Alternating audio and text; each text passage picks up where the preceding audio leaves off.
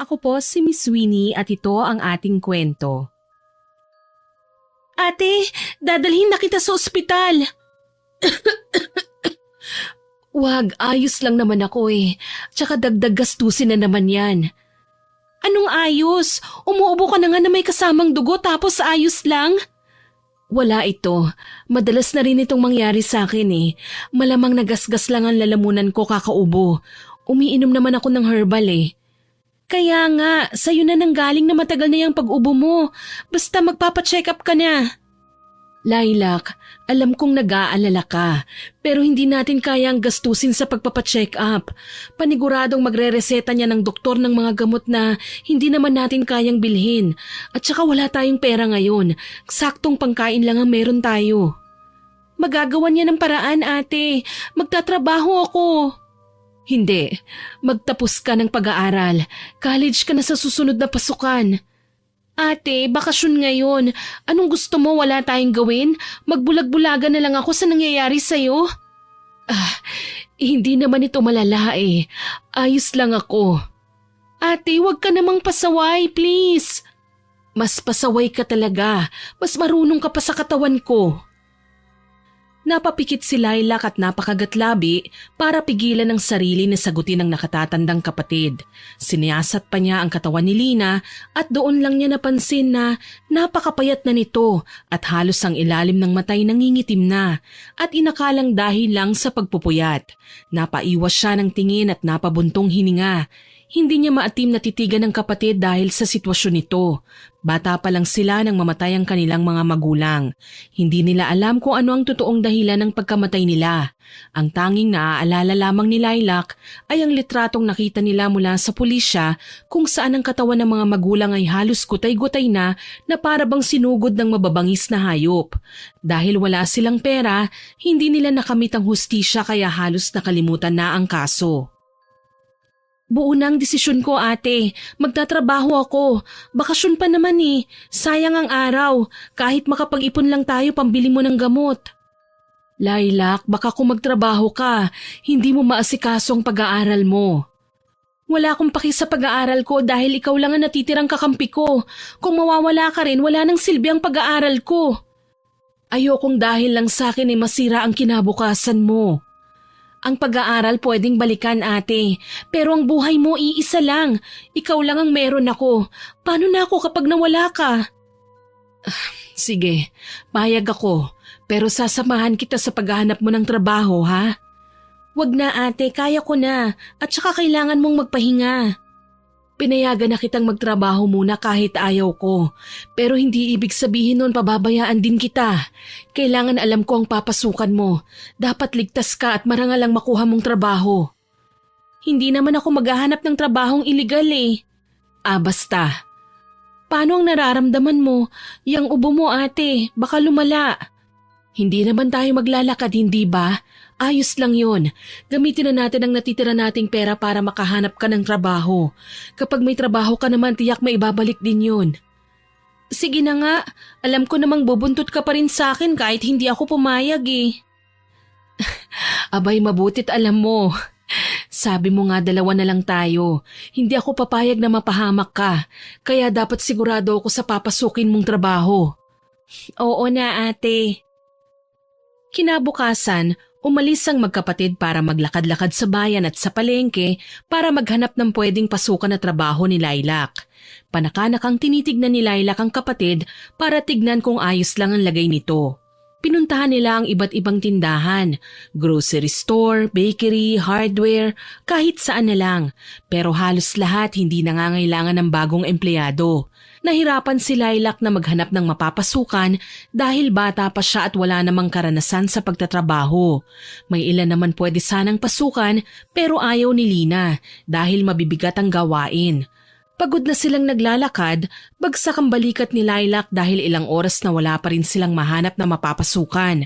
Naisipan na nilang umuwi muna nang biglang may lumipad na poster mula sa kung saan at humampas pa sa mukha ni Lilac. Ano ba naman ito? Para namang nangiinis din itong hangin, oh. Sampalin ba naman ako ng papel? Teka, ano to?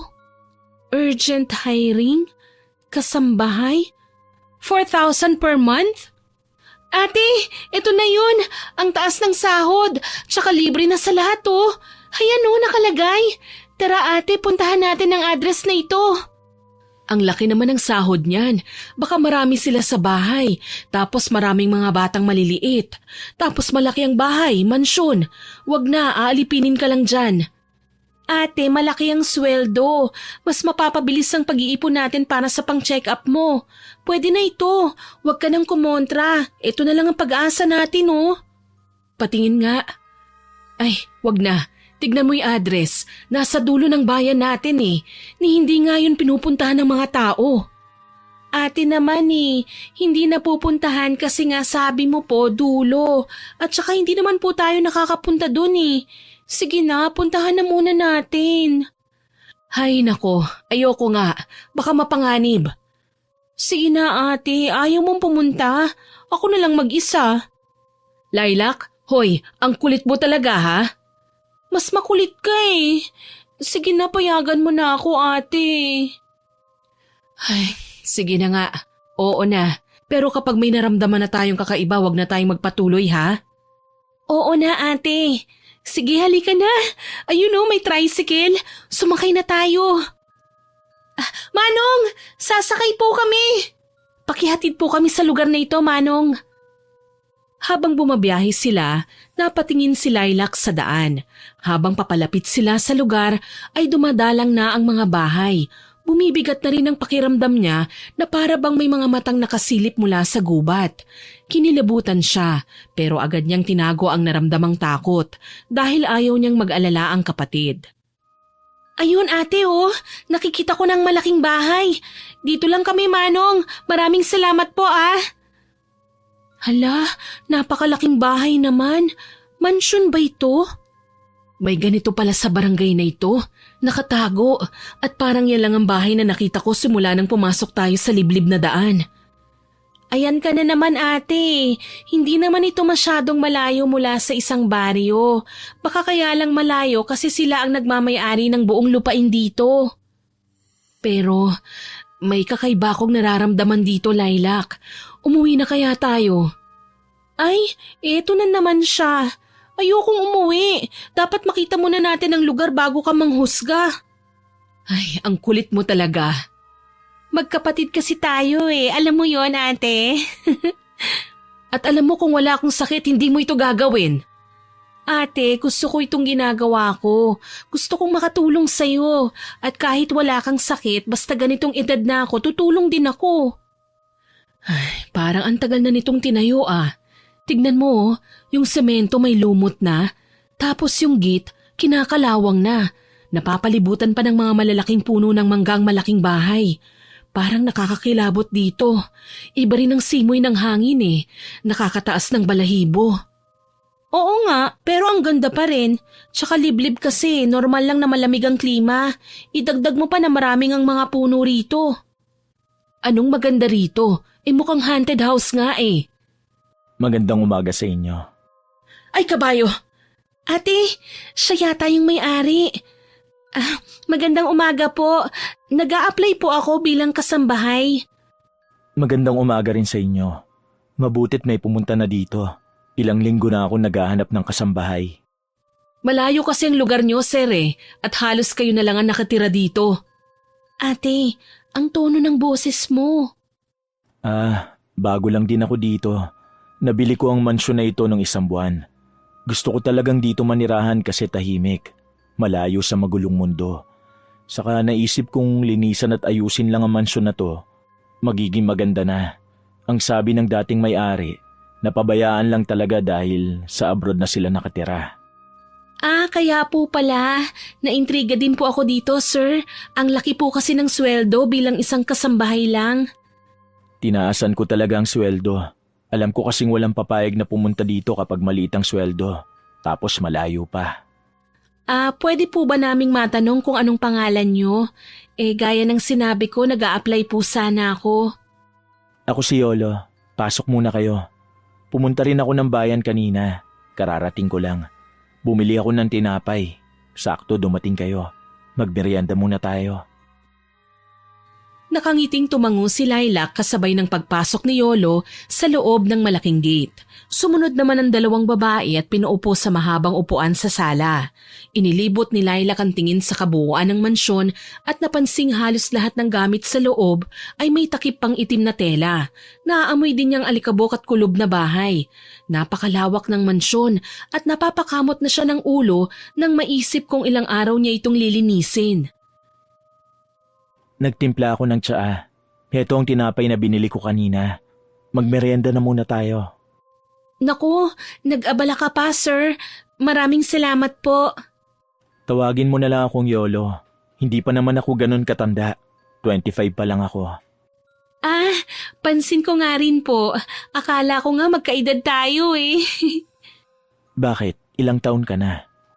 Ay, hindi pa po pala ako nagpapakilala sa inyo. Ako po si Lilac at kasama ko po si Ate Lina. 20 years old na po ako at si ate naman po, 25. Nag-a-apply sana po ako bilang kasambahay kasi kailangan namin ng pera. May sakit po kasi ang ate ko eh. Lilac, hindi mo dapat yan sinasabi. Napansin ko rin nga. Parang hindi mabuti ang kalagayan ng ate mo. Namumutla siya. Medyo maayos pa naman ako. Hindi ko lang mapigilan ng kapatid kong nagpupumilit na magtrabaho eh. Eh kasi wala na nga tayong perang panggamot sa'yo, ate. Hindi mabuti ang kalagayan mo. Mas malala ito kaysa sa inaakala mo. Kailangan mo nga magpagamot. Parang doktor po pala kayo ah.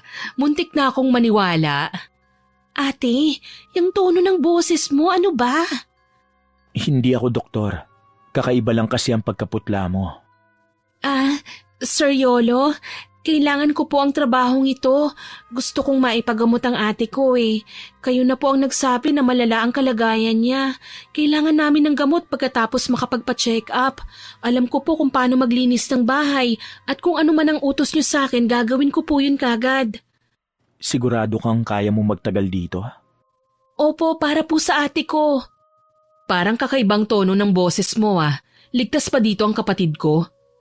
Ate, siyang magiging amo ko. Kung yan ang iniisip nyo, walang problema. Gusto ko lang malaman kung kaya mo magtagal dito. Malayo ang lugar na ito at isang beses sa isang buwan ka lang uuwi sa inyo. Opo, ayos lang. Huwag po kayong mag-alala. Pagbubutihan ko po ang trabaho. Sige, bukas pwede ka na magsimula. Libre na ang pagkain mo dito. Pati na rin ang personal mong pangangailangan. Maraming salamat po. Malaking tulong po ito sa amin. Sir, hindi naman po sa wala akong tiwala sa inyo ah. Pero dahil liblib itong lugar, inaasahan ko pong hindi nyo pababayaan itong kapatid ko. Oo, naiintindihan kita. Wala kang dapat ipag-alala. Ligtas ang kapatid mo dito hanggat susunod siya sa mga patakaran. Anong patakaran? Kailangang natutulog na siya pagsapit ng 10:00 at wag na wag pupunta sa mga kwarto na wala akong pahintulot. Bakit po? Anong meron? Yan lang ang patakaran ko at hindi ko na kinakailangan magpaliwanag pa. Lilac, ate, ayos lang. Yun lang naman ang patakaran eh. Maraming salamat po, sir. Susunod po ako. Sige, bumalik ka na lang dito bukas. Umuwi ka muna para makakuha ka ng mga gamit mo. Pagkatapos nilang makapag-usap ay lumabas na sila ng mansyon. Ramdam ni Lilac ang mahigpit na hawak ng kapatid sa kanyang braso pero hindi niya ito pinansin. Dahil walang pumapasok na tricycle sa lugar, napilitan silang maglakad para makakita ng masasakyan. Hindi pa sila nakakalayo nang mapatigil sa paglalakad si Lina. Ayoko magtrabaho ka doon, Lilac. Ate, malaking pera na rin yun. At saka parang mapagkakatiwalaan naman siya eh. Mukha naman siyang mabait na amo eh. Anong mabait? Hindi nasusukat ang ugali sa itsura. Gwapo siya, oo. Pero mabait? Ewan na lang ha. Mukhang plastic ang pakikitungo niya sa atin kanina eh. May nararamdaman din akong kakaiba sa lalaking yun. Napaka-misteryoso niya. Parang may tinatago. Ikaw lang ang nag-iisip ng ganyan, ate. At saka kaya ko naman ang sarili ko eh. Lilac, alam mo kung hindi ako kampante. Ibig sabihin nun, ate, alam kong nag-aalala ka. Pero kahit ganon, ako na lang ang pagkatiwalaan mo. Kaya ko naman ito eh, ha? Huwag kang mag-alala. Ay, natatakot ako sa totoo lang. Bakit ba ate? Sabihin mo sa akin para maintindihan ko. Ano bang kinakatakot mo? Kasi, basta, ayoko sa mansyon na yon. Ayoko na sa iyong makipagtalo pa ate. Basta bukas magtatrabaho ako sa ayaw at sa gusto mo. Lilac, huwag kang makulit. Ate, pagod na ako pagod ka na rin. Kaya please naman, gagawin ko rin ito para sa iyo at sa akin. Bigla na lang kasi kung nalungkot Ito pa lang ang pagkakataon na magkakahiwalay tayo. Isang beses sa isang buwan ka na lang uuwi sa atin. Ayos lang yan ate. Pwede mo naman akong pasyalan sa mansyon. Sige na, oo na. Parang hindi na rin naman kita mapipigilan Hindi naman ate sa kumukontra ako sa iyo Pero ramdam ko naman na mabait si Seriolo at saka kukuhanin ko ang pagkakataon na ito para makaipon tayo. Hindi naman ako habang buhay na magtatrabaho sa kanya Mag-iipon lang ako tapos mag-aaral. Basta palagi ka mag-iingat doon Bibisitahin kita linggo-linggo. Oo ate, at marunong akong magkarate. Sa dami ng taon na nasa lansangan tayo at nakikipag-away, sanay akong lumaban sa mga madadayang kalaro Luka-luka. Ginawa mo pang laro ang pagtatrabaho sa mansyon. Gabi na nang makauwi sila ng bahay. Pagkatapos nilang kumain ay nagpahinga na rin sila para makabawi ng pagod. Tinabihan ni Lilac ang kapatid at inayos pa ang magulo nitong buhok nang makatulog na. Ramdam niya ang bigat ng kanyang puso dahil sa pag-iisip na iiwanan niyang mag-isa si Lina pero wala siyang magagawa. Desperado na siyang ipagamot ang kapatid bago pa tuluyang lumala ang sakit nito. Kinabukasan, maaga siyang nagising. Nilutuan niya muna ng pagkain ng kapatid bago tuluyang umalis. Ilang minuto na siyang naghihintay sa labas ng gate ng mansyon pero hindi pa rin siya pinagbubuksan ng kanyang amo. Maya-maya ay nagulat siya nang makarinig ng boses sa kanyang likuran. Ay, hala! Sorry po, Sir Yolo. Hindi ko alam na nasa likuran kita. Nasaktan po ba kayo? Mukhang napalakas ang suntok ko Hindi, ayos lang ako. Pero ang sakit nga ng suntok mo. Yung bagang ko parang na-dislocate. Hala, totoo po ba?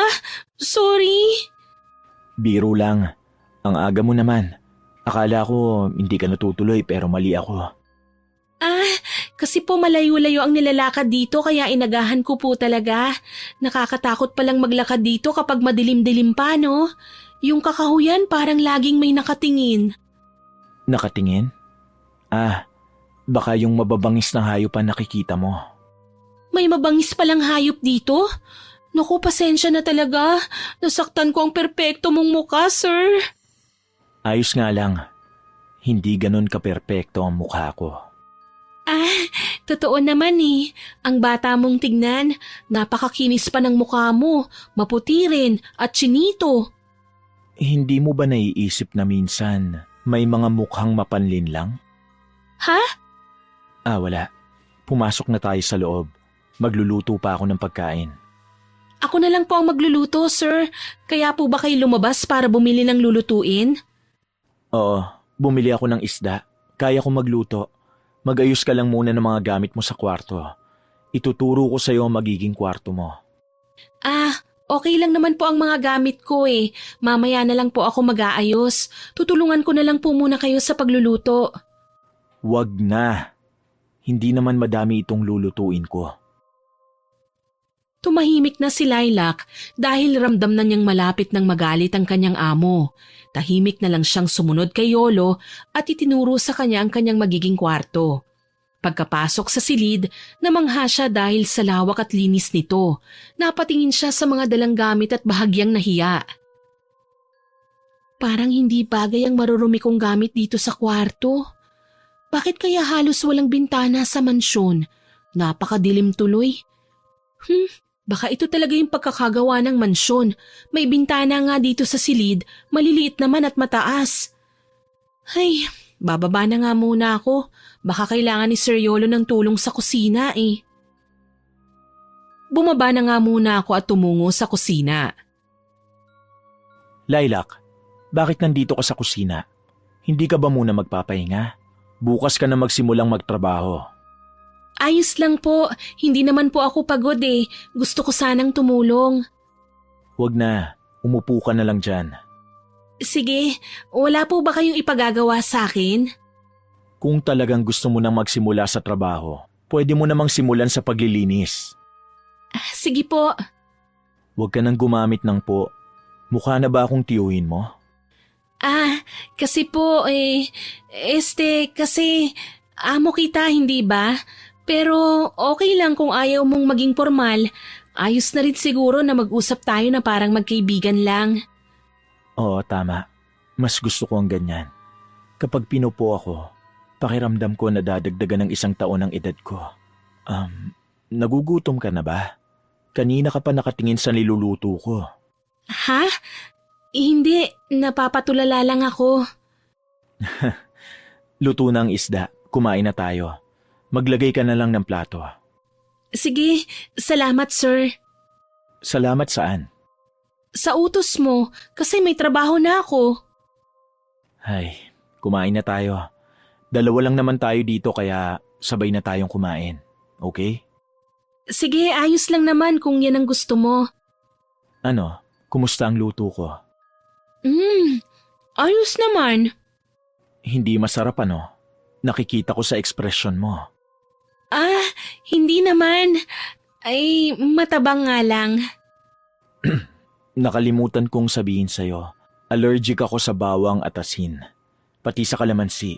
Kaya huwag kang maghahanap ng ganun dito sa mansyon. Bawang, kalamansi at asin? Parang aswang lang ah. Yun din ang sabi ng iba tuwing naikukwento ko. Ay, pasensya na. Yun ang una kong naisip eh. Nagbibiro lang ako at hindi naman totoong may aswang. Paano mo na siguro? Hindi pa kasi ako nakakakita eh.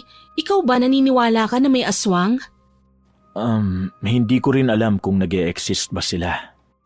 Wala yan, panigurado. Napakainit na rin ang panahon eh. Kung meron man, tiyak na sunog na sila. Pero tatandaan ko yung sinabi mo, kapag ako ang magluluto, walang bawang, asin at kalamansi. Kumain ka na lang. Masyado ka madaldal. Pagkatapos mong kumain, ayusin mo yung iba kong pinamili kanina. Babalik ako sa bayan para mamili ulit. Kukulangin ang stock ko dahil nandito ka na. Akala ko kasi hindi ka tutuloy kagaya ng ibang nag-a-apply. Pwede naman akong pumunta sa bayan para mamili. Ayos lang sa akin. Ako na lang. Hindi naman marami ang bibilhin ko. Sigurado ka? Teka, Yolo, iyang mata mo, parang may kakaiba. Namumula. Bakit namumula? Baka nairita na naman. Maiwan na kita. Kailangan ko nang umalis para makabalik ako agad.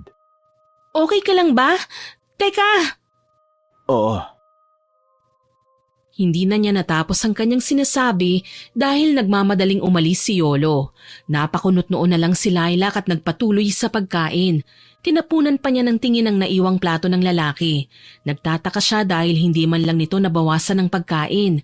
Pagkatapos kumain ay nagligpit kagad siya ng pinagkainan at inayos ang pinamili. Tsaka nagsimulang maglinis sa sala. Inuna niyang tanggalin ang mga telang itim. Maya-maya ay nakarinig siya ng mga kakaibang ingay. Teka, ano yun? Parang atungal ng mga hayop yun ah. Tama ba yung naririnig ko o guni-guni ko lang? San ba nanggagaling ang ingay na yun? May mga alaga ba siyang hayop dito? Lilac, anong ginagawa mo? Ay, sorry. Nagulat ako. Nandyan po pala kayo, sir. Kadarating ko lang. Ang linis na dito ah. Mahusay ka maglinis. Hanga ako sa sipag mo. Anong ginagawa mo dyan sa may bintana? May hinahanap ka ba? May narinig lang po akong ingay ng mga hayop kanina eh. Kaso hindi ko alam kung hayop nga ba yun. May mga alaga ka bang hayop? Baka nagugutom na. Pakainin ko kaya. Nasaan ba ang mga yun? Wala akong alagang hayop dito. Wala naman akong naririnig. Baka mga hayop sa gubat ang naririnig mo. Malapit kasi sa gubat ang bahay ko. Maraming mababangis na hayop doon. Baka nga. Okay ka na ba? Yung mata mo, mabutit hindi na namumula. Huwag mo nang alalahanin yon. Sige. Hala, nasugatan ka ba? Yung kamay mo may dugo oh. Ha? Wala ito. Teka, hindi mo na kailangang hawakan. Teka, wala ka namang sugat. Saan galing itong dugo? Wala ito. Siguro dahil sa isda kanina sa palengke. May nakita kasi akong isda kaso hindi ko na binili. Baka natalsikan ako ng dugo doon dahil sa ginagawa ng mga tindera. Ah, ganun ba? Heto, ayusin mo na ang mga pinamili kong stocks. Maliligo lang ako. Ah, sige po. Mukhang pagod ka na, Lilac. Magpahinga ka na pagkatapos mong ayusin ang mga pinamili ko. Ah, sige. Wala ka na bang iuutos sa akin na gagawin dito? Wala na. Sinunod ni Lilac ang utos ng kanyang amo. Pagkatapos ay bumalik na siya sa kanyang silid. Hindi mawala sa kanyang isipan ang nakita niyang dugo sa kamay ng binata, pati ang pagiging pula ng mga mata nito. Sa kaiisip sa kahiwagaan ng lalaki ay nakatulog siya. Bigla siyang naalimpungatan nang makarinig ng kakaibang ingay. Parang mabangis na hayop na lumalapa ng kapwa hayop. Dinig na dinig niya ang pagnguya sa buto at ang tunog ng nakakakilabot na mahinang ungol ng hayop. Nanindig ang kanyang balahibo sa narinig pero mas nanaig ang kanyang kuryosidad. May tigre ba sa labas? Parang may kinakain na hayop. Teka, tignan ko nga. Kailangan ko rin malaman para masabi ko kay Seriolo na kailangan naming mag-ingat dito dahil may mababangis na hayop na pumapasok sa mansyon. Parang dito nagmumula ang ingay eh. Ay, Diyos ko! Ano yan? Isang halimaw! Yolo! Ah! May halimaw! Tulong! Lilac! Ha? Isa kang halimaw? May sungay ka at nakakatakot na pakpak. May matutulis na pangil at mahahabang kuko. Anong klaseng halimaw ka? Aswang ka ba? Tulong! Tulungan niyo ako! Lilac, huwag kang aalis. Saan ka pupunta? Lumayo ka sa akin! Huwag mo akong kakainin! Ay, bitawan mo ako! Sinabi kong huwag kang lalabas sa kwarto mo pagsapit ng 10:00. Kaya ka ba hindi kumakain ng pagkain na may asin at bawang? Kaya ka may dugo sa kamay? Ah, nakakatakot ang mukha mo. Lumayo ka sa akin, aswang! Hindi ka na makakaalis dito. Hindi na kita papayagang umalis dito. Anong ibig mong sabihin? Nalaman mo na ang aking sikreto at kinakailangan kong panatilihin na hindi malalaman ng ibang tao ang totoo kong katauhan. Hindi! Aalis ako! Pakawalan mo ako! Buong lakas niyang tinulak si Yolo para makawala siya sa pagkakahawak nito. Tumama naman ang likod ng lalaki sa upuan at kinuha ni Lilac ang pagkakataong yon para pumunta sa kanyang kwarto dahil ito ang naisip niyang lugar na ligtas siya pansamantala. Lumabas ka dyan, Lilac! Hindi ka na makakatakas sa mansyon ko! Please, nagmamakaawa ako. Huwag mo akong saktan. Huwag mo akong kakainin. Ikaw lang din ang nagdala sa sarili mo sa kapahamakan. Walang tao ang dapat makaalam sa totoong katauhan ko maliban sa pinagkakatiwalaan ko. Nagmamakaawa ako. Kailangan ako ng ate ko. Ng ate mo? Kung aalis ka dito, hindi mo na makikita ang mahal mong kapatid. Hindi mo alam kung gaano namin nagugustuhan ng mga taong alam naming may malubhang sakit. Wag! Huwag mong sasaktan ang ate ko. Susundin ko ang lahat ng sasabihin mo. Lumabas ka na sa kwarto mo kung ganon. Lalabas na.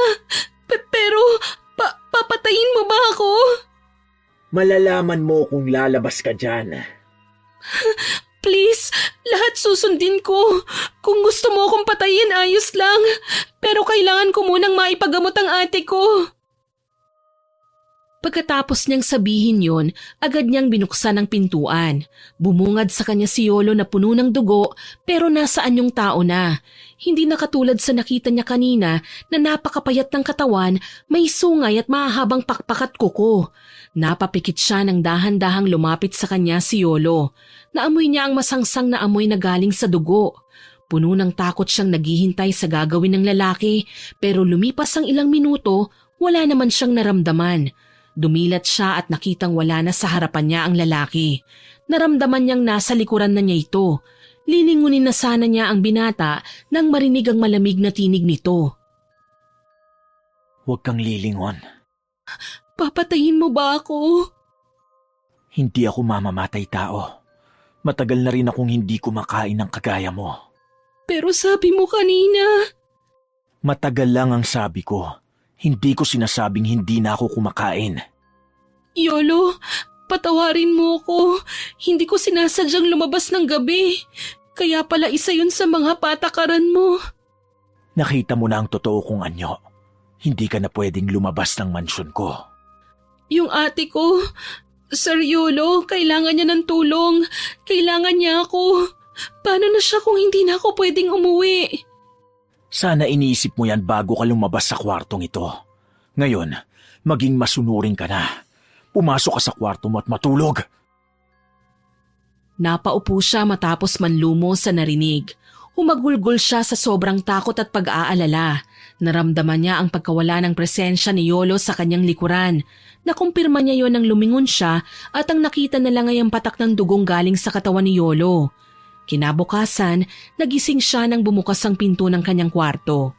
Pumasok si Yolo, dala ang pagkain na niluto para sa kanya. Agad siyang napaatras at sumandal sa dulo ng kama. Heto ang pagkain mo. Ipinagluto na kita. Hindi ko kailangan yan, Sir Yolo. Pakawalan mo lang ako.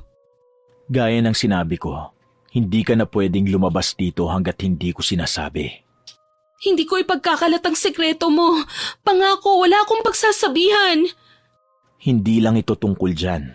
At isa pa, wala akong tiwala sa mga tao. Pangako, ibabaon ko yun sa limot. Walang patutunguhan ang usapan natin. Kumain ka na. Baka nakakalimutan mo. Kasambahay ka rito. Kailangan mo maglinis pagkatapos kumain. Sir Yolo, teka, huwag kang umalis. Mag-usap pa tayo. Anong gagawin ko? Hindi ko kayang magtagal dito kasama ang aswang na lalaking yun. Si ate, kailangan niya ako. Teka, nasaan yung tao siya ngayon At paniguradong hindi siya magiging aswang, lalo na't umaga. Ito ang pagkakataon ko. Kailangan kong makatakas. Nabuhayan ng loob si Lilac at kaagad nag-isip ng plano paano makatakas. Napatingin siya sa loob ng kwarto at napansin niyang may kasamang tinidor sa binigay na pagkain ni Yolo. Kinuha niya ang tinidor at itinago sa kanyang bulsa. Dahan-dahan siyang lumabas ng silid. Nang mapansin niyang wala si Yolo, agad siyang tumakbo papalapit sa pintuan. Anong binabalak mo? Ay, puwisit! Nakita niya ako. Wala na ring bawian. Tatakas ako dito kahit anong mangyari. Kahit mamatay pa ako. Lilac! Tumigil ka! Lilac! Malapit na ako sa gate. Konting tiis na lang. Paano napunta ka kagad dito? Ang pinakaayaw ko sa lahat, yung hindi marunong makinig. Hindi ko hahayaang maging agahan mo ako. Sige, subukan mong lumapit. Itutusok ko itong tinidor sa'yo. Sa tingin mo mapapatay mo ako sa tinidor na yan? Alam mo ba kung paano gamitin yan? Mas maganda na ito kaysa wala akong gagawin. Kung papatayin mo man ako, at least lumaban ako. Binalaan na kita, Lilac. Bitiwan mo ako!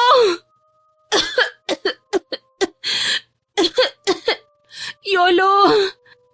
Kung hindi ka madadaan sa mahinahong paraan, siguro mas magandang patayin na lang kita. Hindi! Pakiusap! Nagmamakaawa ako!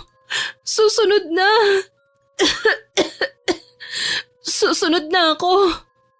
Paano ko masisiguro na gagawin mo na ang sinasabi mo? Dahil mahal ko ang ate ko, ayoko siyang madamay dito. Gusto kong iligtas si Ate Lina. Pumasok ka na at kainin mo ang inihanda kong pagkain. Oo, pupunta na ako sa kwarto. Huwag na huwag kang aapak sa gate na ito nang hindi ko sinasabi, ha? Oo na. Umiiyak siyang bumalik sa kanyang silid habang impit na dinadaingan nananakit niyang leeg dahil sa pagkakasakal sa kanya ni Yolo.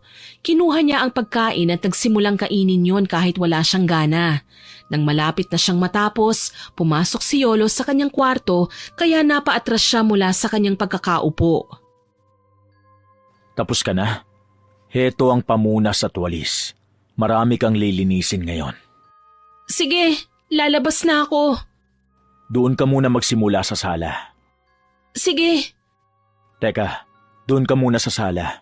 Umupo ka muna doon sa sofa. Ha? Bakit? Akala ko ba maglilinis na ako? Huwag ka nang magtanong. Hintayin mo ko doon. Anong gagawin niya? Kanina pa siya ganun eh. May ginawa ba akong mali? Sumusunod na nga ako sa lahat ng gusto niya eh. Halika rito. Anong gagawin mo? Hindi na ako tatakas. Pangako. Huwag ka nang magtanong. Lumapit ka sa akin. Huwag kang malikot. Please, huwag mo akong sasaktan. Huwag mo akong lalapain. Lalagyan ko lang ng ointment ang pasa na nasa leeg mo.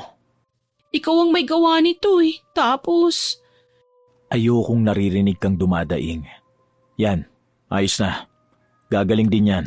Huwag matigas ang ulo mo nang hindi ka nasasaktan. sige. Magsimula ka na maglinis. Aalis ako ngayon.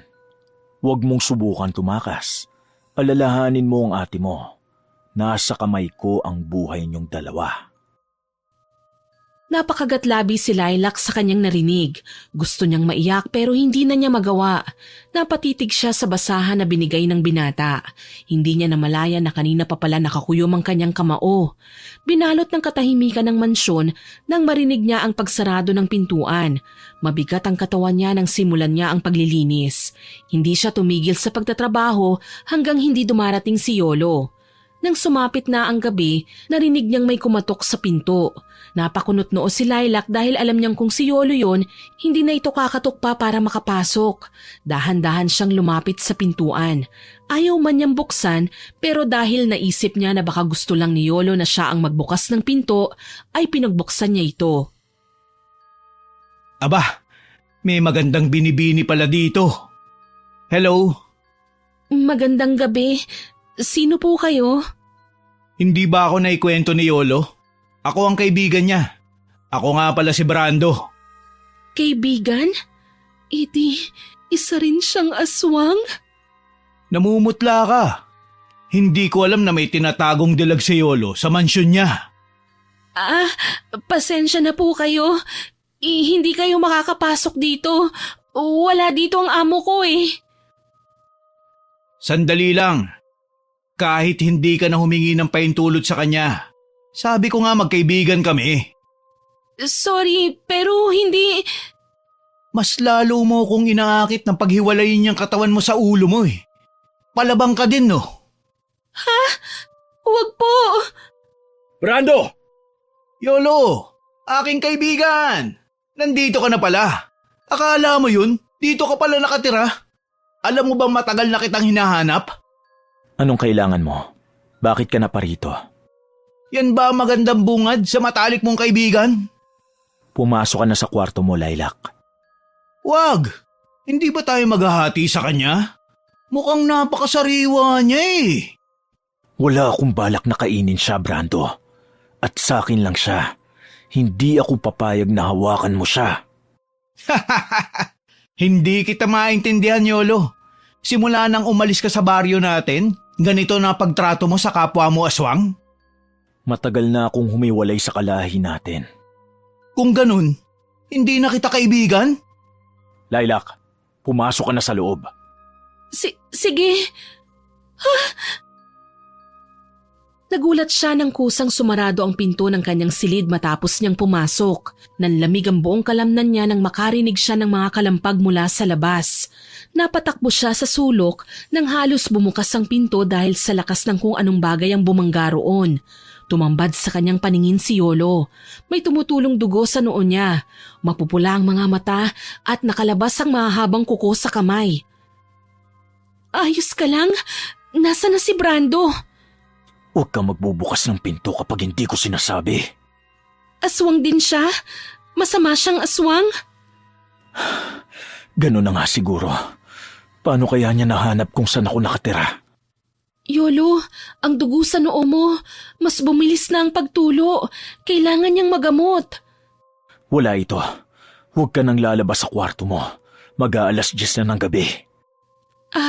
Sige, kung may kailangan ka. Wala na akong kailangan!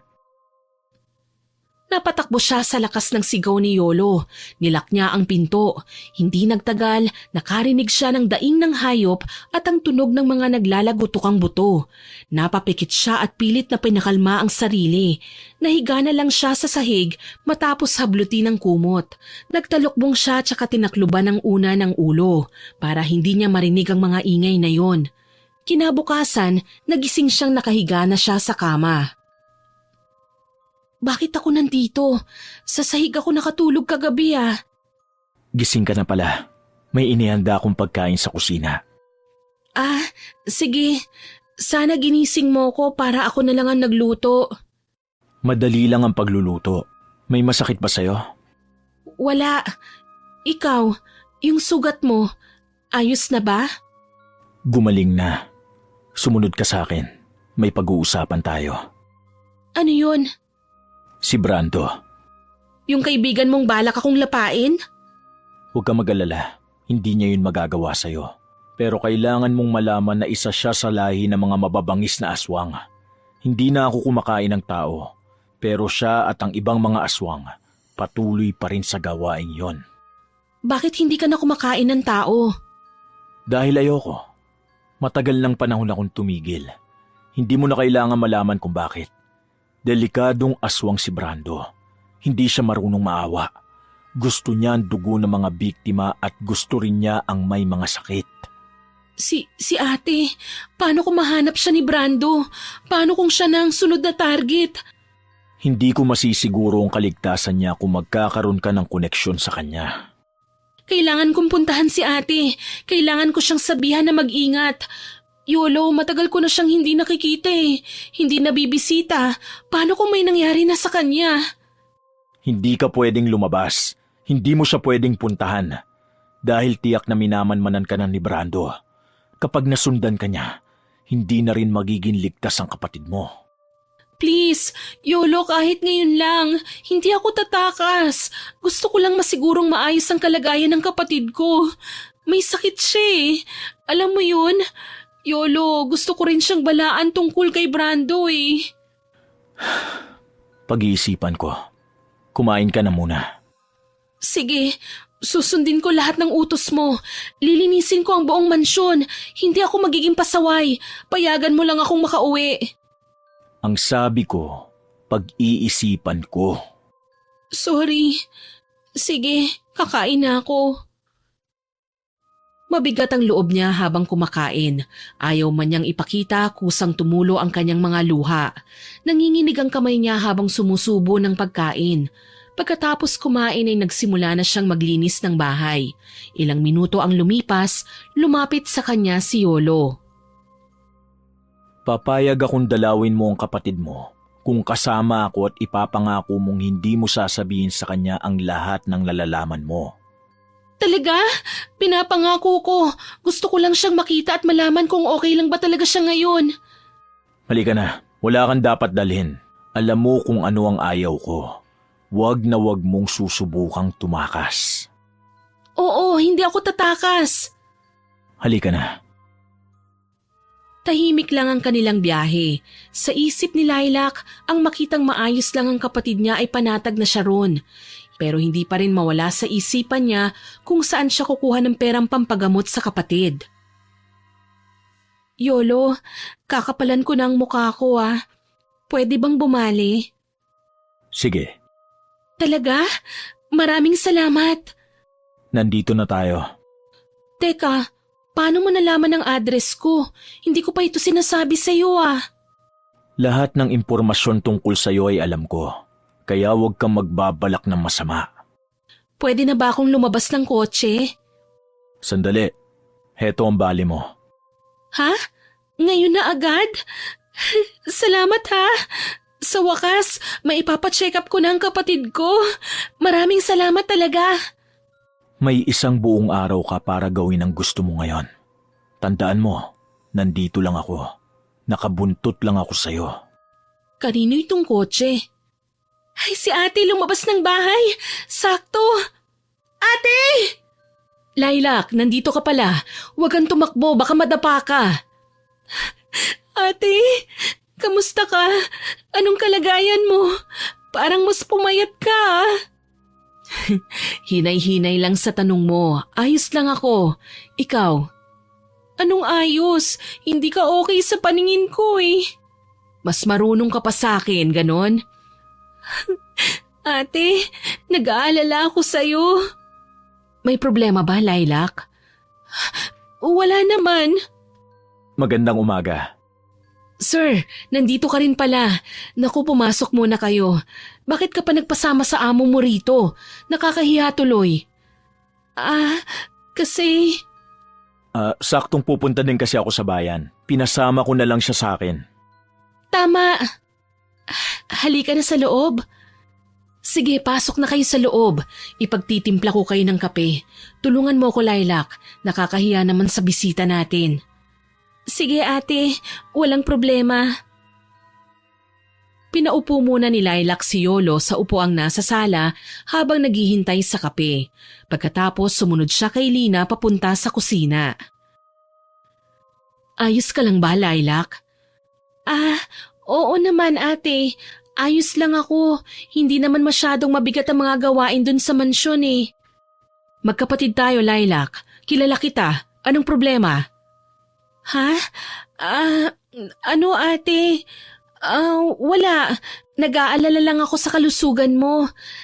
Pero ngayon binigyan na ako ni Yolo ng sweldo, kaya makakapagpa-check up ka na. Talaga? Ipunin mo ang iba para... Yan ka na naman ate. Tsaka na ang pag-iipon kapag magaling ka na. Ayos lang ako. Magpapacheck up na tayo ngayon at malalaman na natin kung totoong ayos ka lang. Nako, wag na ngayon at ate naman eh. Yung boses mo, nakakahiya sa bisita natin. Eto, dalhin mo. Kanina pa siya naghihintay doon. Ate! Shh! Mamaya mo na lang ako sermonan. Mamaya magpapacheck up ka ha? Lilac? Oo na. Yolo, eto na ang kaping tinimpla namin sa'yo. Ayos lang. Hindi na dapat kayo nag-abala. Walang asin o bawang yan. Lilac, kailan ba nilalagyan ng asin o bawang ang kape? Ikaw talaga. Maraming salamat sir sa pagsama sa kapatid ko rito.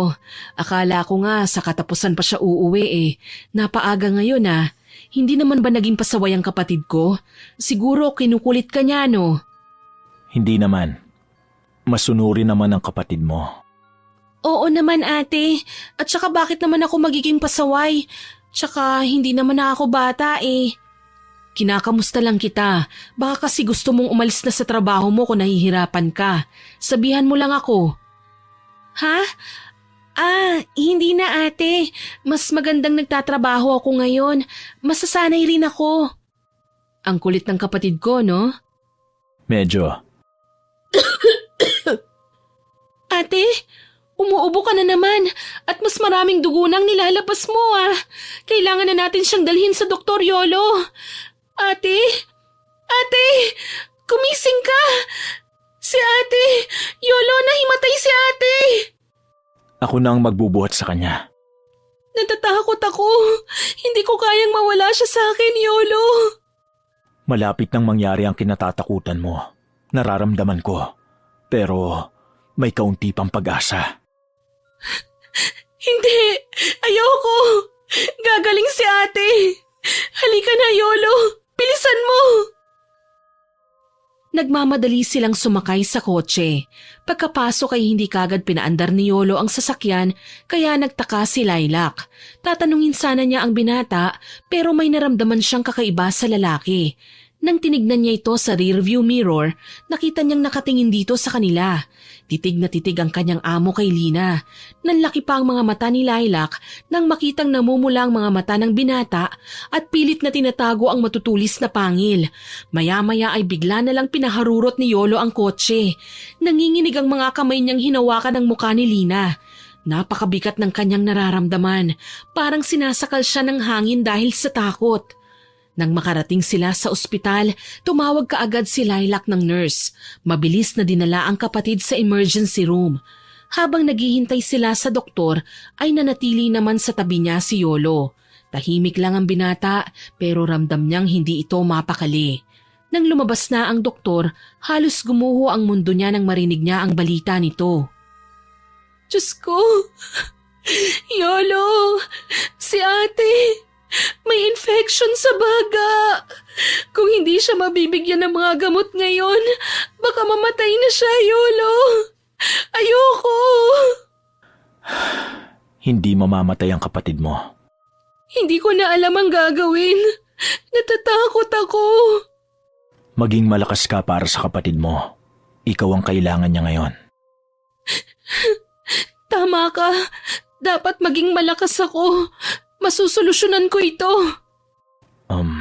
Maggagabi na. Kailangan na natin bumalik sa mansyon. Pero hindi ko pwedeng iwan si ate dito. Babantayan ko siya. Tapos na ang oras mo dito. Uuwi na tayo.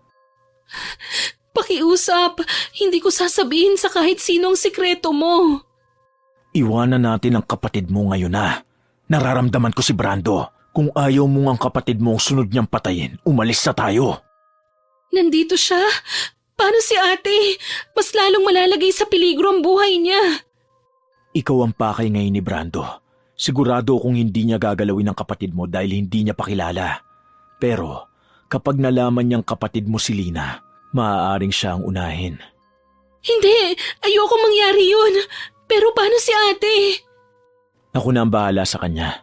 May tatawagan akong kaibigan na pwede kong utusan para asikasuhin siya. Kailangan na nating umalis.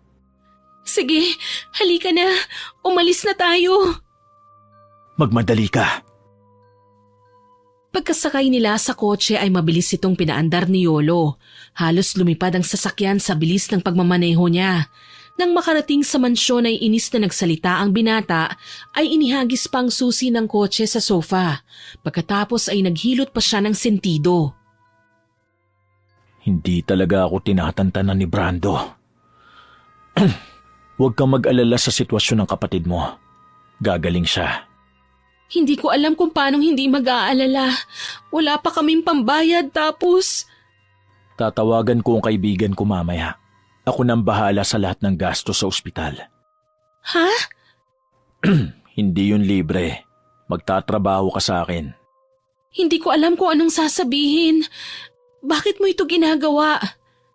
Huwag ka nang magtanong. Maraming salamat. Teka, yung mata mo, namumula na naman. Kinakailangan ko nang kumain. Pumasok ka sa kwarto mo. Oo, sige. Nanginginig ang kamay niyang sinarado ang pinto pagkapasok sa silid. Hindi nang tagal, nakarinig siya ng daing ng hayop. Pero unti-unti ay nasasanay na siya sa paraan ng pagkain ng kanyang amo. Hindi tulad ng una, hindi na niya tinatakpan ang kanyang tenga. Hindi na rin siya umiiyak. Umupo siya sa kanyang kama at hinayaang dalawin ng antok. Pagsapit ng hating gabi, naalimpungatan siya nang may naramdamang matalas na bagay na dumampi sa kanyang tiyan. Napakaganda mong dilag. Ha? Lumayo ka!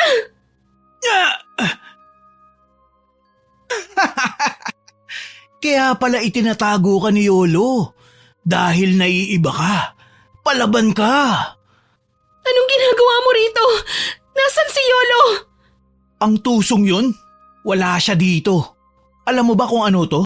Itong sugat sa mata ko? Siya ang may gawa nito. At hindi ako titigil hanggat hindi ko nakukuha ang mahalaga sa kanya. Anong ibig mong sabihin?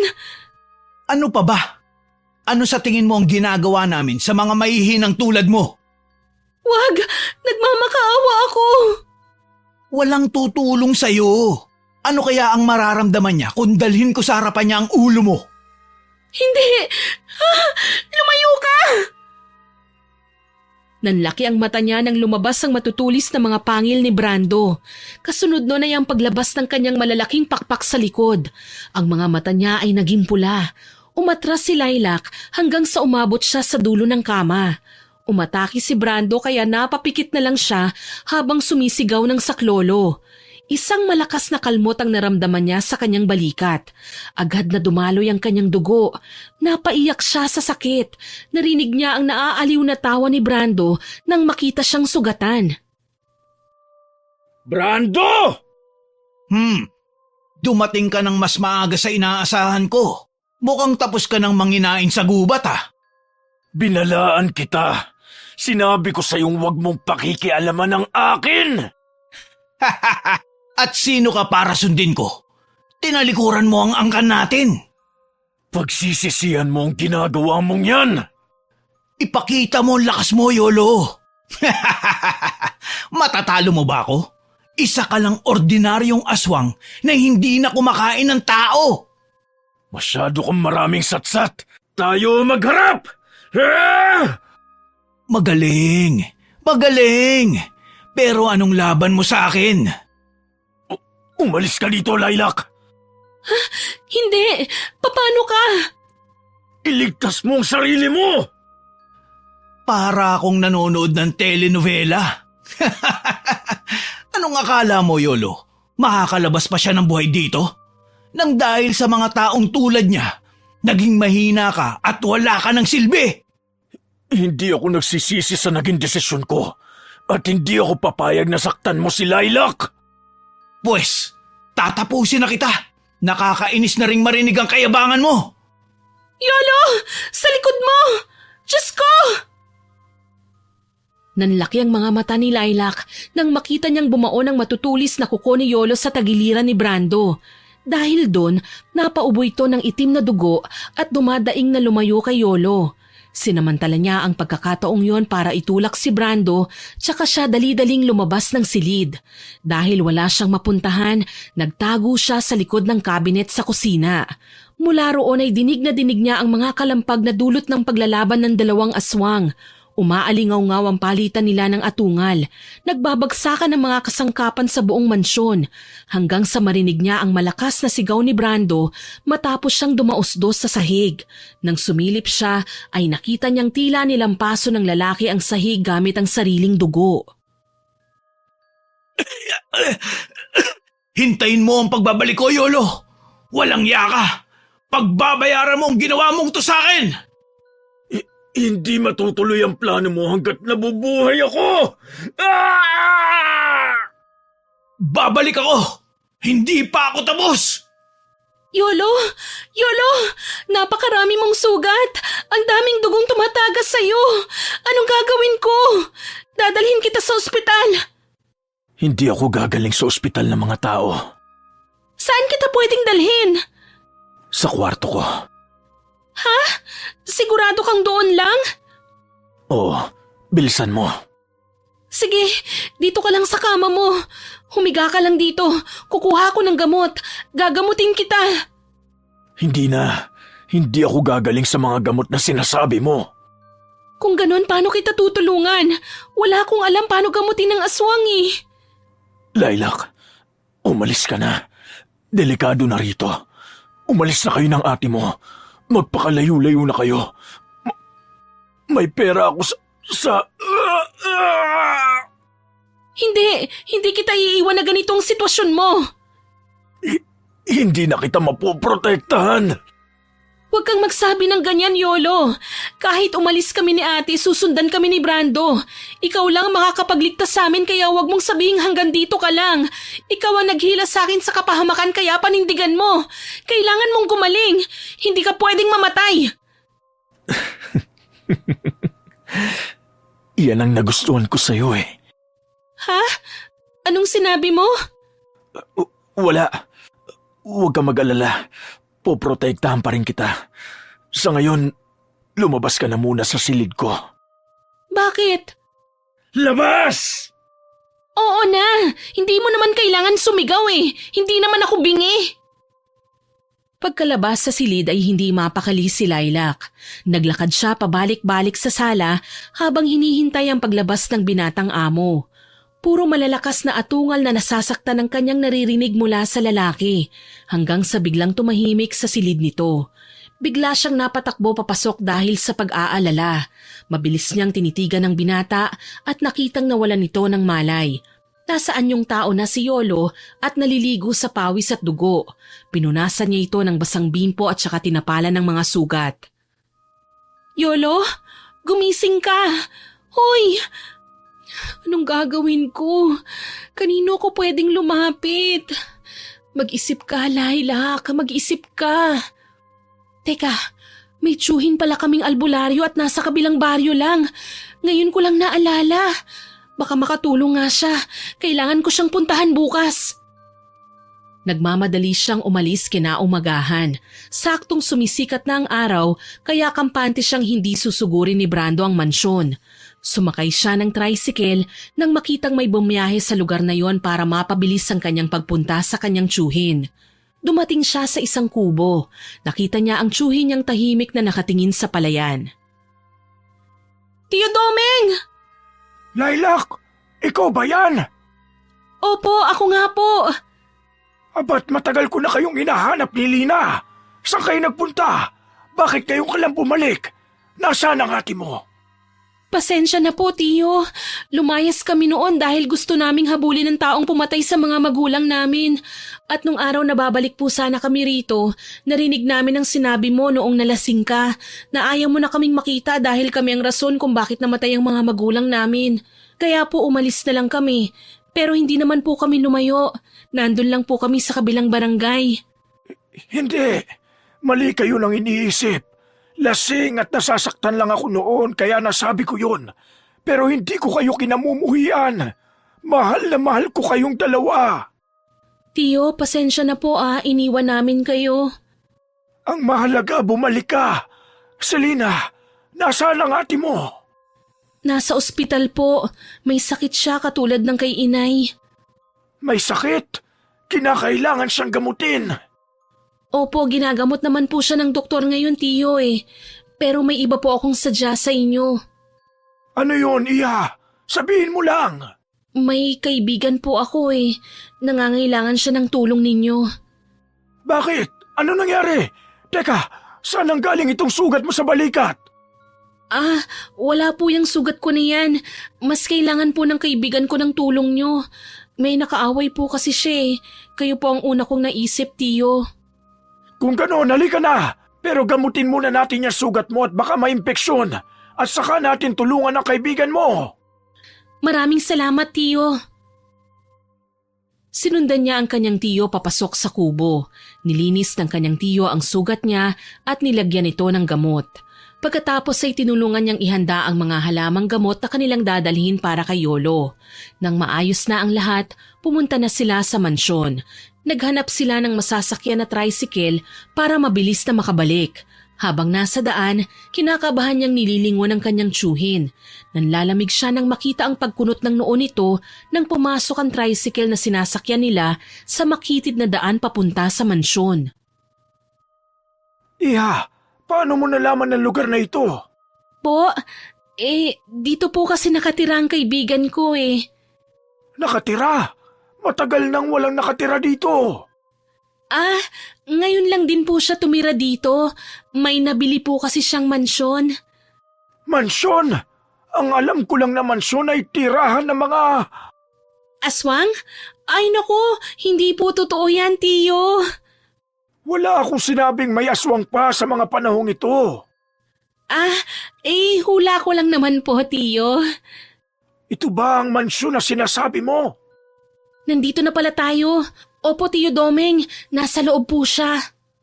Dalhin mo ko sa kanya. Sige po, nandito po siya sa kwarto. Teka, nandito siya kanina Nasaan na si Yolo? Ayun, nasa sahig na. Huwag kang lumapit sa lalaking yan! Po, anong ibig niyong sabihin, Tiyo? Hindi tao ang isang yan! Tiyo Domeng... Mabuti na lamang at nagdala ako ng... Wag, Tiyo! Wag niyo siyang sasaktan! Hindi tao yan! Aswang yan, Lilac! Tiyo... Teka, alam mo... Tiyo Domeng, magpapaliwanag po ako. Anong ginawa niya sa'yo, Lilac? Sinaktan ka ba niya? Siya ba ang nanakit sa braso mo? Hindi po. Niligtas niya po ako, Tiyo.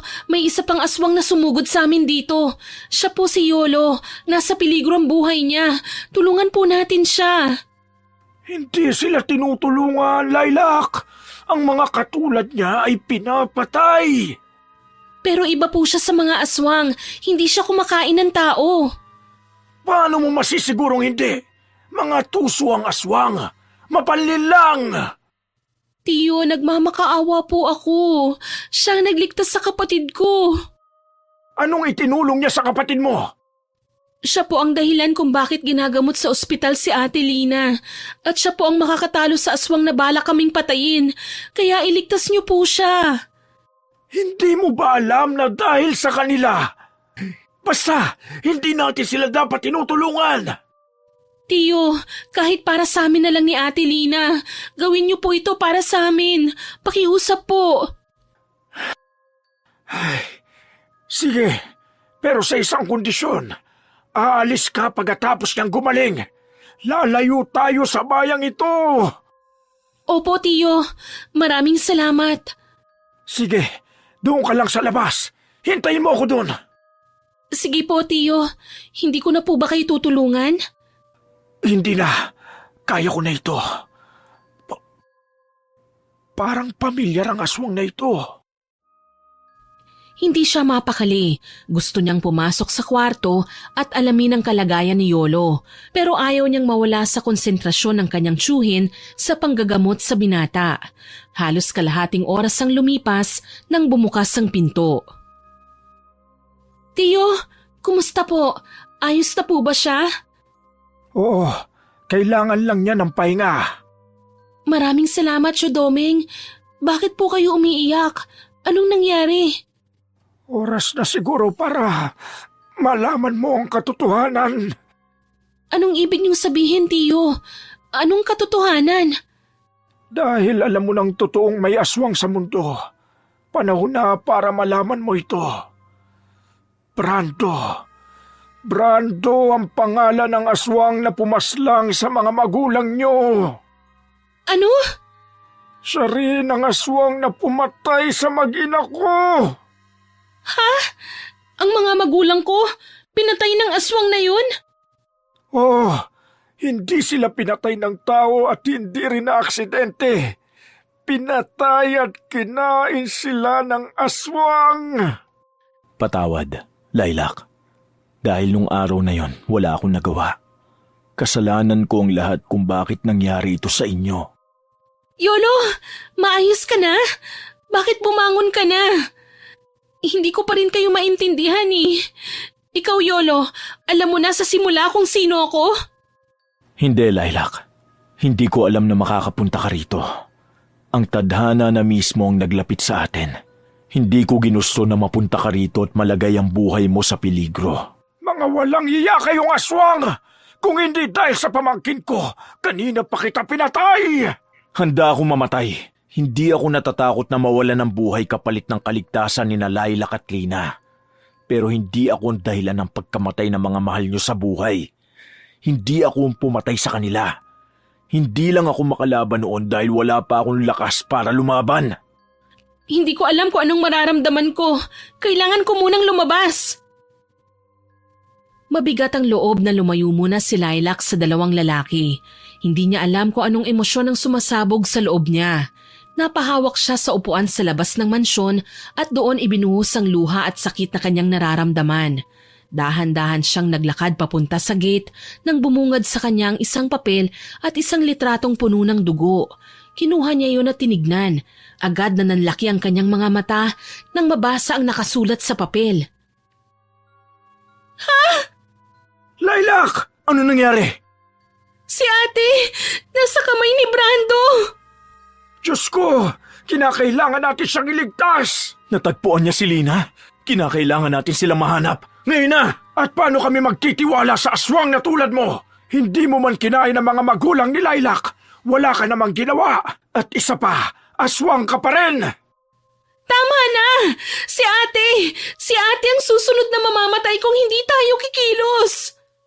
Huwag kang mag-alala, Lilac. Ililigtas ko si Lina. Dito ka lang muna. Mas ligtas dito. Hindi ako magpapaiwan dito, Tiyo. Sasama ako sa inyo. Pero delikado doon. Wala akong pakialam kung anong mangyari sa akin. Kailangan kong iligtas ang kapatid ko. Si Lilac ang pakay ni Brando. Hindi ko man gusto. Pero ang natatanging paraan ay gawin siyang... Nahihibang ka na ba? Buhay ng pamangkin ko ang itataya mo! Hindi mo siya pwedeng gamitin! Sinusumpa ko. Ako ang mamamatay, hindi si Lilac. Tiyo, walang silbi ang buhay ko kung wala si ate. Sige, pero isuot mo ito, Lilac. Kung mapapasakamay ka ng aswang na yun, basagin mo itong kwintas. Makakawala ka sa kanya. Maraming salamat, Tiyo. Nasa kagubatan sila. Doon sila nagkukuta. Palagi akong pumupunta sa gubat dahil minamanmanan ko ang mga kilos nila. Magpapalit ako ng anyo bilang wakwak. Pagkatapos, kumapit kayo sa akin. Ililipad ko kayo papunta ron. Hindi pa rin kita pinagkakatiwalaan, tandaan mo. Hindi mo ko kailangan pagkatiwalaan. Pero ipinapangako kong walang masama mangyayari sa kanila. Pumasok muna sa sariling silid si Yolo at doon nagpalit ng anyo. Paglabas niya, isa na siyang ganap na aswang na wakwak. Dinampot niya ang magtsuhin at saka mabilis na lumipad. Saglit lang na nilipad ni Yolo ang gubat dahil malapit lang din ito sa mansyon. Nasa ere pa lang ay natanaw na nila ang pinagkukutaan ng mga aswang. Mula sa malayo, nakita nila si Lina na nakatali sa puno, pero wala sa paligid si Brando. Bumaba na sila sa lupa sa di kalayuan. Ate Lina! Nasa paligid si Brando. Nararamdaman ko. Huwag kang padalos-dalos, Lilac. Isang malaking hakbang lang. Mamamatay ang kapatid mo. Anong gagawin natin? Kapag sinabi kong tumakbo ka papalapit kay Lina, tumakbo ka. At ikaw, Mang Domeng, ihanda mo ang pangontra mo. Sige. Naghintay si Lilac ng hudyat ni Yolo. Nagmasid muna ang binata sa paligid habang nag-iisip ng plano. Maya-maya ay nagbigay na ito ng hudyat. Lilac, ngayon na! 1, 2, takbo! Ate Lina! Lilac, bakit ka pumunta rito? Nandito ang aswang. Teka, nasa likod mo! Sa wakas lumabas ka rin, Brando! Ako ang harapin mo at huwag kang magtago sa likod ng babae! Paano kang gumaling kaagad? May sa demonyo ka na talaga? Nagagawa mo na rin ang mabilis na paggaling kagaya ng ginagawa namin? Pakawalan mo si Lina! Bakit? Aanhin mo pa siya. Malapit na rin siya mamatay. Walang yaka, Brando! Hindi pa mamamatay ang ate ko! At dahil alam kong pupunta ang dalagang yan para isalba ang mamamatay niya ng kapatid, kaya masaya ako ngayon. 2 ang magiging pagkain ko! Walang ibang mamamatay ngayon dito, kundi ikaw. Kahit maging sugatan uli ako, matatalo pa rin kita. Tama ng daldal! Tama, magpataya na tayo. Doon din naman mauuwi ang lahat eh. Hindi na pinansin ni Lilac ang 2 aswang na naglalaban. Pinakawalan na niya ang kapatid bago pa may matalo sa 2. Pero habang inaalis niya ang pagkakatali kay Lina, bigla naman silang napaligiran ng mga aswang nakalahi ni Brando. Nanindig ang mga balahibo ng dalaga nang makita ang galit ng mga mata ng mga aswang. Naglalaway rin sila ng malapot dahil sa pagkatakam. Dalian mo na sa ginagawa mo, Lilac! Pakawalan mo na ang kapatid mo at ako na ang bahalang humarap sa mga aswang na ito! Tiyo, wala ka naman pong panlaban sa kanila. Paano mo sila haharapin? Yan ang akala mo. Mula nang kinuha nila sa akin ang mga mahal ko sa buhay, palagi na akong handa sa pagbabalik nila. Ngayong nandito na ang pagkakataon kong magiganti. Kahit buhay ko ay isusugal ko para lang maipagiganti ko ang mag-ina ko at ang mga magulang nyo. Tiyo, mag-iingat po kayo. Bilisan mo na sa pagkalag ng tali ko, Lilac. Oo, ate. Nang matanggal na ni Lilac ang pagkakatali sa kapatid, inalalayan niya ito at pagkatapos ay sabay silang tumakbo palayo. Nagtago sila sa isang malaking puno. Tsaka niya sinilip ang nagaganap sa paligid. Nakita niya nagpapalitan ng atake sina Yolo at Brando. Humihina ka na. Brando, sa tingin mo ba tatagal ka pa? Huwag kang pakampante, Yolo. Tao ang kinakain ko. Ikaw, hayop lang.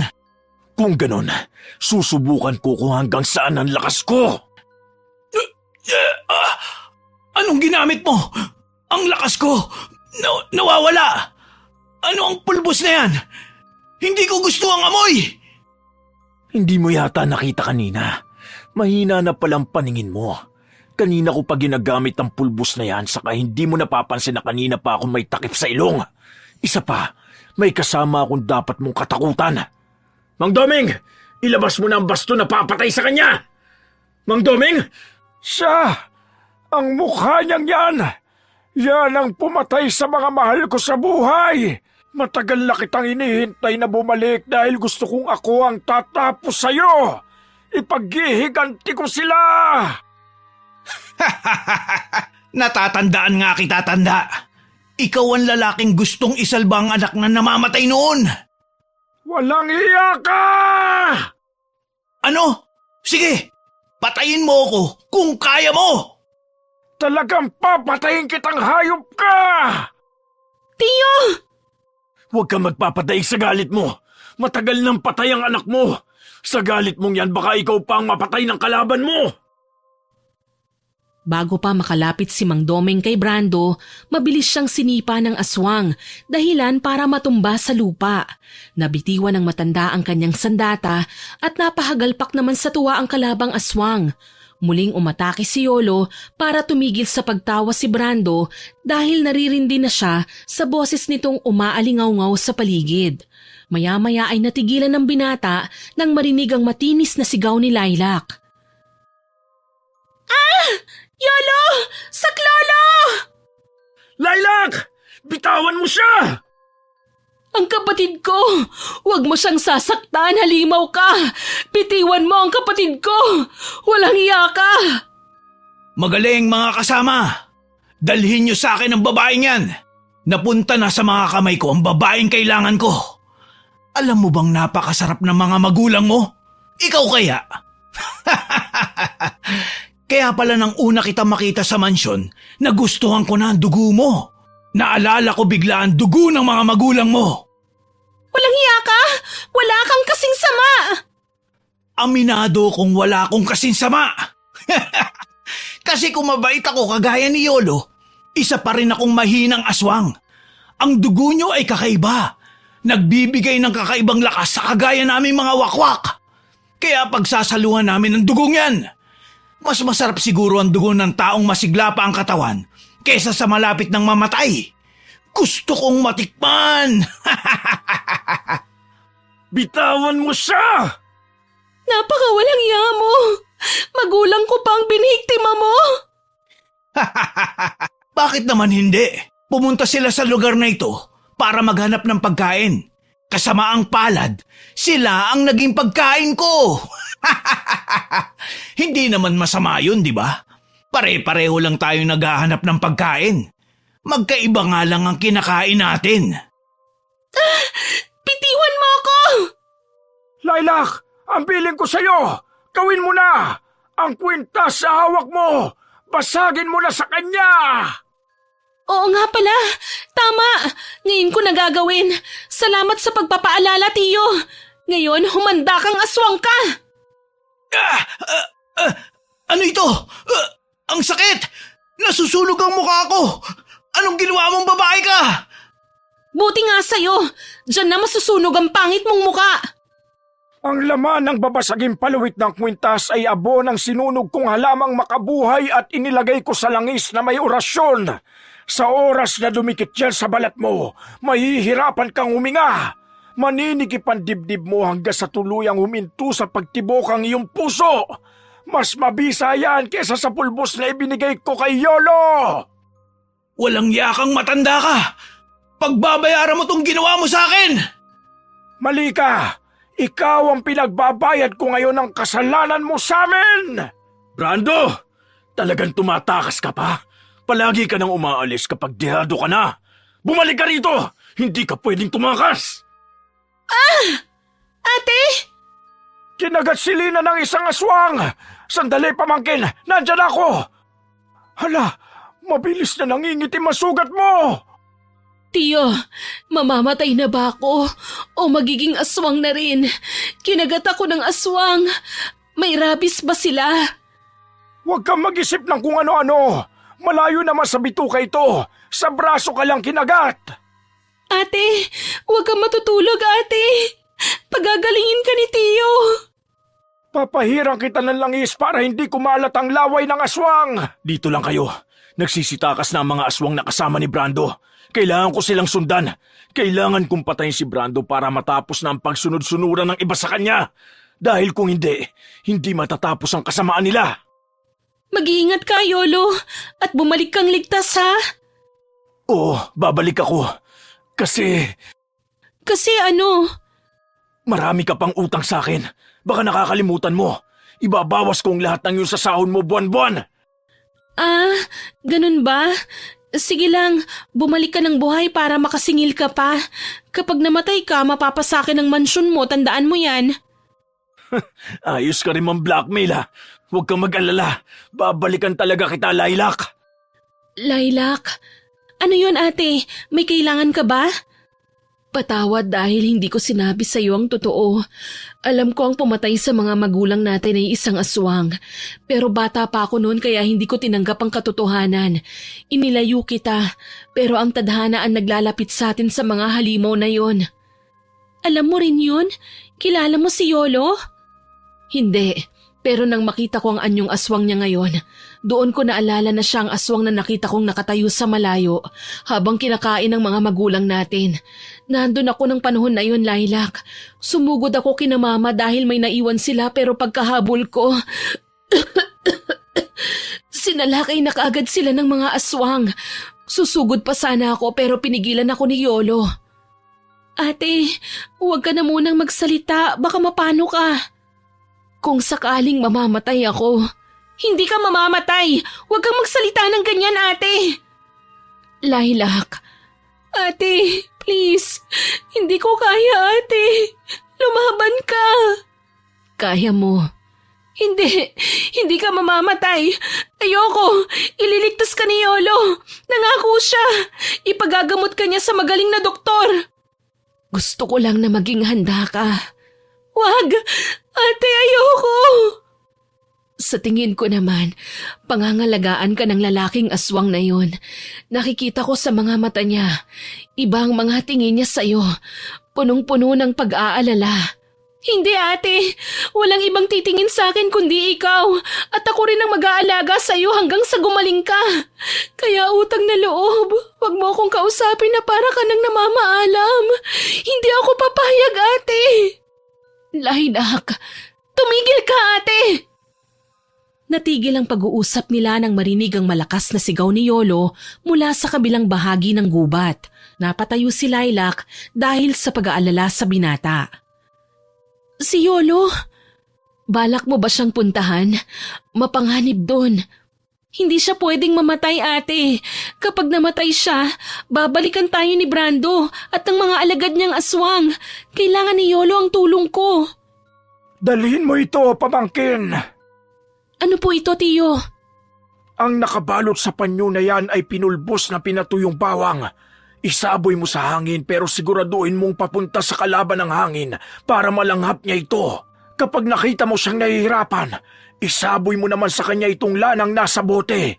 May orasyon ito na hindi niya magagawang labanan. Pwede mo rin itong ipainom kung kaya mo.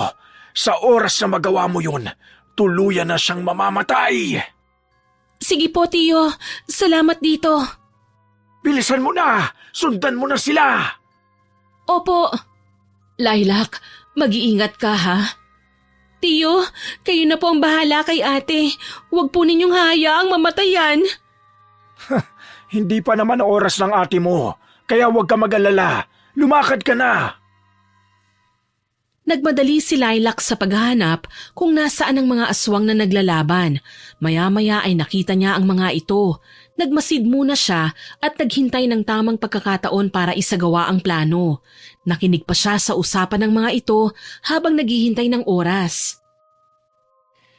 Yolo, sa tingin mo hihinto dito ang paghahanap sa'yo ng ibang kalahi natin? Alam nila ang ginawa mong kahihiyan sa ating angkan.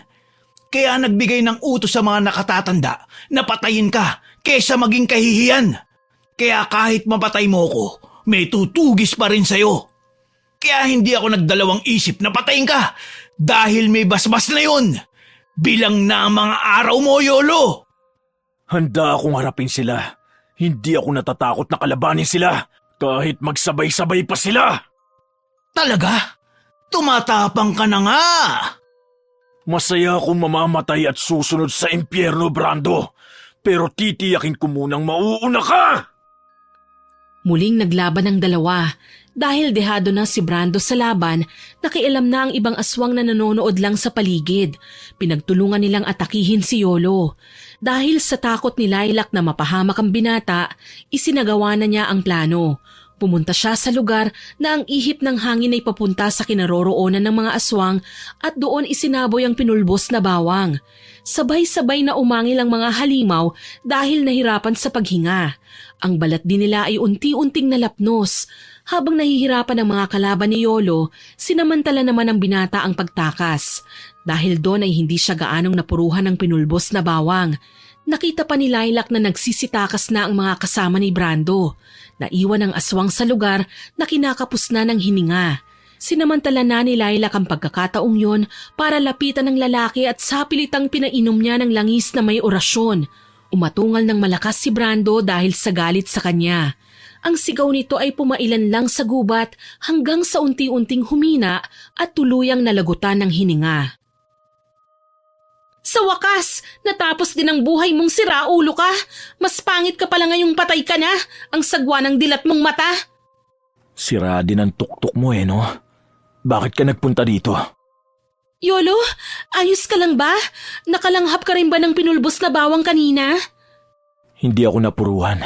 Medyo naapektuhan lang. Pero ang tanong ko sagutin mo, bakit ka sumunod dito? Dahil narinig ko ang malakas mong sigaw, naisip kong dihado ka na sa laban. Kawawa ka na at kailangan mo na ng tulong ko. Anong sinabi mo? Sinasabi mo bang isa akong talunan? Wala akong sinabing ganun Nga pala, kailangan ko nang bumalik. Si ate kailangan dalhin sa ospital Diyan ka na. Hindi pa tayo tapos mag-usap. Bumalik ka rito! Bahala ka na dyan! Sa mansyon ni Yolo pansamantalang tumuloy ang magkapatid kasama ang kanilang tiyuhin. Habang naroon sila, ginamot naman ni Mang Domeng ang sugat ni Yolo. Hindi naman ginamot ng matanda ang pamangking si Lina dahil may gamot ng iniinom ang dalaga na nireseta ng doktor. Paano ka nakalabas ng ospital, ate? Hindi ba't iniwan ka namin doon? Hindi ba sa'yo sinabi ni Yolo na nagpadala siya ng kaibigan? Yun ang tumulong sa akin. Pinilit ko siyang ilabas na ako. Kasi hindi naman ako malubha Kailangan ko lang na siguraduhin iniinom ang mga gamot kahit nasa bahay. Tsaka may tinawagan din na doktor si Yolo para doon ako magpatingin. Akala ko kasi sapalitan kang kinuha ni Brando sa ospital Pauwi na ako nun sa bahay. Bumili kasi ako ng ulam. Nakasalubong ko si Brando at sapilitan akong isinama at dinala sa gubat.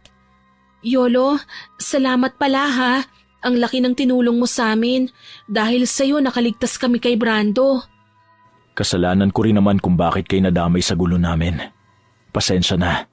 Saka ginawa ko lang kung ano ang nararapat. Ang ganda ng sikat ng araw, Tiyo. Tara na po, magpaaraw tayo sa likod. Iwanan na po natin ang dalawang yan.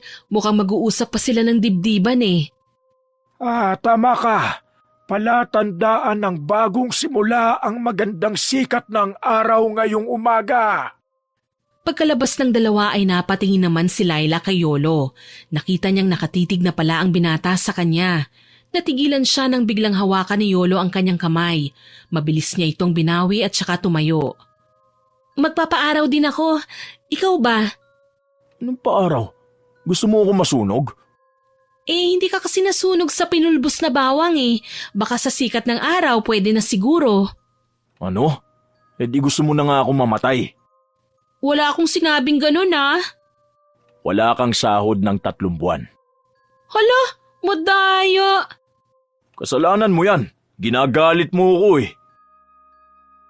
Imbis na mainis ay napangiti siya habang nakatingin sa binata. Naisip niyang hindi lahat ng masasama ay mananatiling masama. May mga nilalang na kayang magbago. Hindi siya nagsisisi na naging kasambahay dahil naging makulay ang kanyang buhay. Lumipas ang ilang taon, naging albularyo si Laila kagaya ng gusto niyang gawin. Nagpaturo siya sa kanyang tiyuhin kung paano ang maging albularyo at ginabayan naman siya nito. Dahil nagkamabutihan naman sila ni Yolo, hindi na siya pinayagan ng binata na umalis pa sa mansyon. Hindi naman tumira si Lina kasama ng kapatid kahit pilitin pa ni Lilac. Mas pinili pa ng dalaga na manirahan kasama ang kanilang tiyuhin. Pero madalas naman silang magkasamang magkapatid dahil pinapasyalan nila ang isa't isa. Nakapagtapos din ng pag-aaral si Lilac sa tulong ni Yolo at naging matagumpay siya sa pagnenegosyo. Sana po ay nagustuhan niyo ang ibinahagi kong kwento. Pero bago ko po tapusin ito, shoutout po muna tayo sa mga masusugid nating listeners. Shoutout po tayo kina Miss Melin Pinados at sa Pinados Family at Malaya Family, kay Rodilyn Julian from Qatar, kay Sweet Corn, kay Miss Ana Hapina, kay Ma'am Agripina Balsa, kay Ma'am Pachi Kitorias from Luanda, Africa, Miss Diana Henova from Hong Kong, Ma'am Pamela Allen, Miss Herlin Gabison at sa Gabison Family from Boracay, Miss Danica Dulnuan from Iligan, Isabela, Miss Jess Pascual from Riyadh, Saudi Arabia, kay Miss Filipina Palsario from Germany na laging nag-i-emoji at heart sa ating upload, kay Miss Christine Manalo at Gabriel Manalo, kay Asil Amirin Monino from Camarines Sur. Naku, sana po tama ang pagkakabigkas ko ng pangalan nyo. Shoutout din po kay Sir Lance MBB from Malaysia, kay Ma'am Michelle De Mariano from Macau, kay Miss Angeli Godelosaw from Alabang, kay Miss Emma Ponteres from Saudi Arabia, kay Miss Girlie Satur from Sealing Department ng Cosmo Malvar, Batangas, kay Andeng Loves Animals na nag-comment sa Ingiterang Kababata upload. Ang sabi po niya, suportado raw po niya ang Miss Winnie Channel. Nako, salamat po sa patuloy niyong pagsuporta. Kay Ma'am Renessa Junrios Ramos from Hong Kong at kay Miss Genevieve Suko from Singapore. Salamat po sa inyong comments sa mga upload natin. Muli, ako po si Miss Winnie na nagpapasalamat sa inyong pakikinig.